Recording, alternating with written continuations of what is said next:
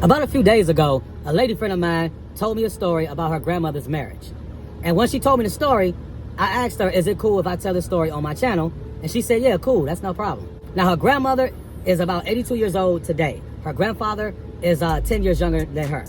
I'm gonna take you back about 16 years ago or so when their marriage hit a snag. Her grandmother was laying in the bed asleep. It's like 2 a.m. Her grandfather is laying in the bed also. He gets on the phone and talks to another woman, and the woman asks him, do you still love me? And he said yes. Now, he thought that his wife was asleep, but she wasn't. She heard the whole conversation. And rightfully so, she was upset. Now, for me personally, I would have never, ever, ever called another woman while my wife is right next to me. I would have never pulled that one. But he pulled it. She was going to divorce him and move into a nursing home. But I will say this also, before she married him years before that, his own mother told her, my son is a hoe. Matter of fact, all of my sons are hoes. But she still decided to marry him. So that means you take everything that comes with that because you were warned. After about 3 weeks of begging his wife to stay, she decided to stay, but she said things aren't going to be the same. She said, look, I know that we are not in love anymore like how we used to be. It is what it is. I'll stay, but from time to time, I'm going to do my thing, and you know what? You can do your thing. But we're going to keep the family together and keep things going. Now, once my friend told me this story, I told her straight up, your grandmother was actually smart, and I'm going to tell you why.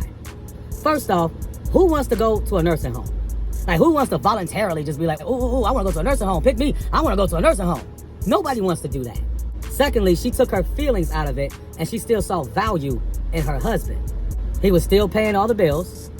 He was taking care of everything in the house, took care of her as far as like anything that she needed, he took care of it. And he took care of her grandchildren and great-grandchildren and her actual kids too. Now, mind you, my friend's grandfather is not her actual grandfather, so none of them are biological in any way, and he was still taking care of them. The likelihood of her grandmother finding another man like that at her age would have been slim to none.